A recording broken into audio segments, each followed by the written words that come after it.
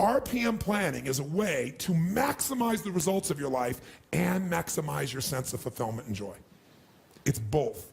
In order to do that, we got to change what we focus on from the question of what do I have to do to what's my outcome? What do I want? What's most important to me? What's the result I'm committed to getting? That one change will change completely how you respond in your life, because it'll change you from focusing where everyone's demanding your attention or what you're afraid of or what might give you pleasure in the moment to what's most important to you. And those, by the way, are the three things that get our focus. If we don't discipline ourselves, what gets our focus? Something we're afraid of, something that give us pain. What's the second thing that gets our focus? If we don't pay attention. Something will give us pleasure. It's like, you know what, I'm so stressed out. Oh, that chocolate's looking good.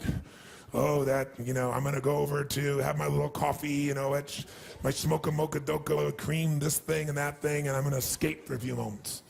Because the focus is how to feel good. How to not feel bad, how to feel good. What's the third thing that gets your focus? Other people's demands. It's not necessarily there are more demands, it's just that we're accessible to more demands.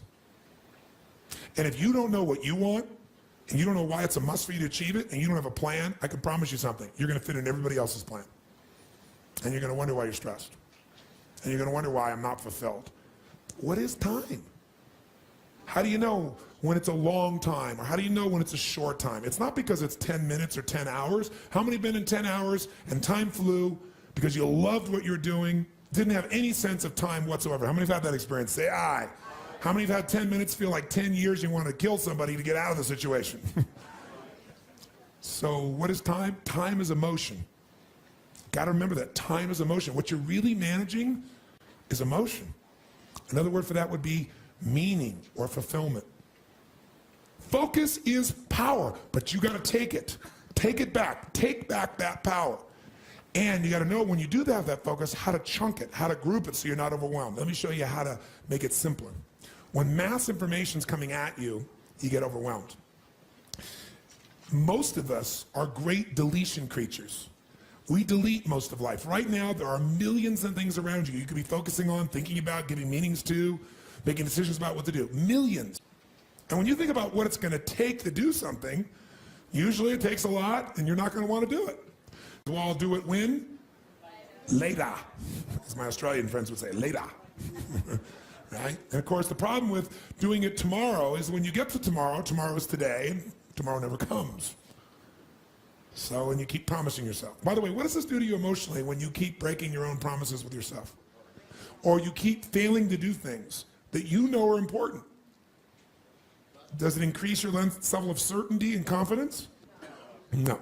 What it does is it erodes it. And when you erode confidence in one area, believe it or not, it affects the other areas too. Do you believe me on that? Don't believe me. What about your own life experience? Maybe not one area, but it starts to be multiple areas. It sure does. Another reason why somebody doesn't exercise or do anything is because they don't just chunk it too big, they chunk it in too many details. So remember this. Remember this. Change is never a matter of ability. It's always a matter of motivation. I'll say that again. Change is never a matter of ability. It's always a matter of motivation or drive, having strong enough reasons. If you got a strong enough reason, you could figure out the time, couldn't you? So the biggest part of life and time management is knowing what you want and having enough reasons to follow through. But there is one more piece. If you make enough reasons to follow through and you know what you want, but you make the task overwhelming, you'll be overwhelmed. What you focus on, you feel. What you feel, you are moved to somehow actuate. But if you only focus on what you don't want, or what's stressful in your life, what you can't control, or what you screwed up on, or what you messed up on in the past, you're not going to get where you want to be. Chunking is power. You don't want to over-chunk where you're trying to bite the whole darn thing together. You also don't want to under-chunk where you make a million pieces of something. What is chunking? It's taking all that's coming at you and putting it into idealized size groups that your mind can handle. See, science has proven the human brain, consciously, we can only handle what they call 7 plus or minus 2 chunks of information. It's a term that they describe in science, that human beings can only handle 7 plus or minus 2 chunks of information at one time.